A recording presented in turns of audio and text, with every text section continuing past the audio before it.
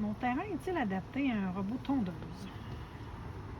Je vous montre de quoi a l'air le terrain vu du ciel.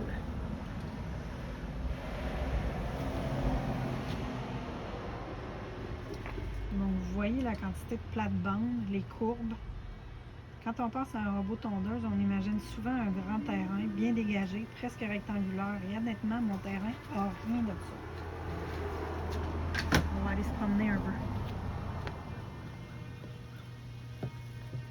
Tu vois, ici, on est dans une zone étroite. C'est la zone qui va l'amener à la maison, sa maison à elle. Ici, on est encore dans une zone étroite. Pas si pire, par exemple. Excuse-moi. Bonjour, Mowgli. Ça, c'est étroit. D'ailleurs, je ne l'ai pas vu passer là, mais c'est court. Fait que j'imagine qu'elle passe. Donc, j'ai plusieurs passages étroits. À certains endroits, il reste à peine quelques pouces de chaque côté du robot. Je me demande encore comment elle va réagir dans certaines situations.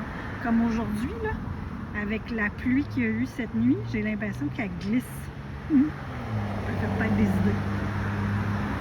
Il y a un autre passage ici qui est la bordure. Il a fallu que je fasse un petit pont pour être sûr qu'elle soit capable de passer.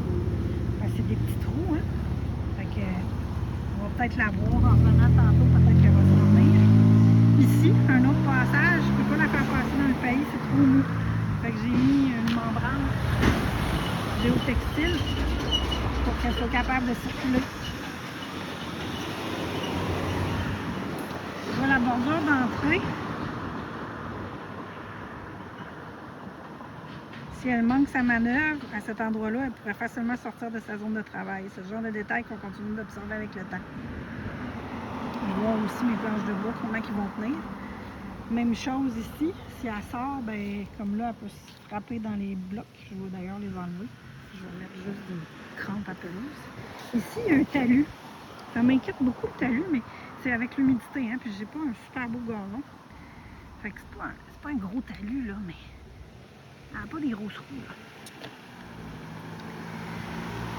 C'est pas une pente extrême, mais le terrain est loin d'être parfait. Des trous partout. Travailler la pelouse, mais en attendant, elle est coincée là-dedans. Là. Ça fait mou, que je fasse attention pour pas que ça soit trop mou.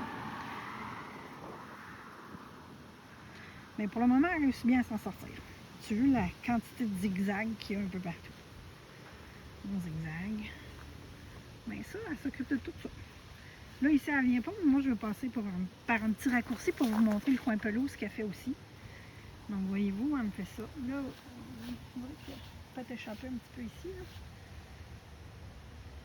Elle n'est pas venue souvent à date ici. Là. Fait qu'il faut que je vois. Puis, elle commence à avoir des feuilles qui tombent. Fait que je vais pouvoir voir aussi comment qu'elle gère les feuilles. Pour le moment, par contre, c'est pas des feuilles sèches. Fait que c'est peut-être un petit peu plus difficile pour elle. Mais regarde-moi la quantité de zigzags qu'il y a partout ici. Et un autre petit passage. Donc, en fait, les zigzags que j'ai mis partout, c'est mon style. C'est directement ma façon d'aménager. J'adore les formes naturelles et les plates-bandes sinueuses.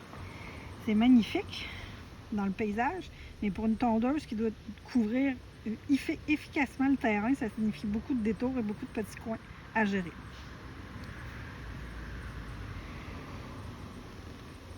Ici, tu vois, je suis dans la zone 3. On a mis toute cette zone-là. Quand elle arrive dans la zone droite, ça va super bien. Elle me fait des grandes lignes. On voit un peu ses traces. Des vraies grandes lignes droites. La raison pourquoi j'ai séparé les zones en 3, c'est qu'il y a des zones de passage où elle ne tombe pas. C'est trop compliqué pour elle. Donc, on a exclu les petits secteurs pour l'aider. Puis, ça m'oblige donc à faire des zones.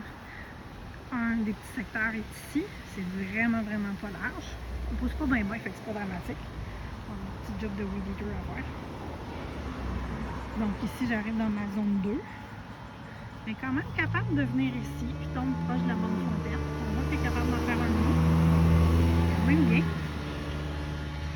tu vois, là, il y allait pas, là.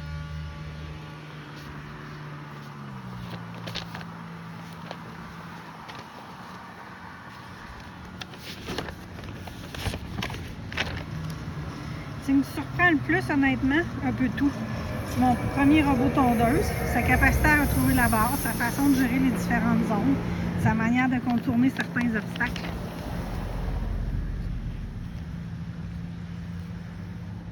Même les passages restreints que j'appelle les petits ponts. C'est drôle quand il va. Alors, est-ce qu'un robot tondeuse est adapté à un terrain comme le mien? Ma réponse aujourd'hui serait oui. On va peut-être vivre quelques petits défis. D'ailleurs, elle est où, là? On va aller voir. Ah, elle est là. On est en train de finaliser la zone 1. On va s'en aller dans la zone 2 après. J'ai hâte de voir comment elle va s'adapter avec les feuilles. Il reste aussi à voir comment elle va réagir par rapport à la pluie. Moi, j'ai mis un délai de 3 heures. Fait que là, tu vois, il y a plus ce matin, puis elle vient de commencer à sortir cet après-midi pour faire la tonte. Il y a aussi comment moi, je vais m'adapter à certaines parties du terrain, à sa présence. Belle l'aventure. Bref, l'aventure de Mowgli n'a fait que commencer. Ça fait même pas une semaine que je l'ai actuellement. J'apprends et je vais adapter mon terrain en conséquence. Je vais apprendre aussi des besoins qu'un robot peut avoir en particulier. Donc, à suivre!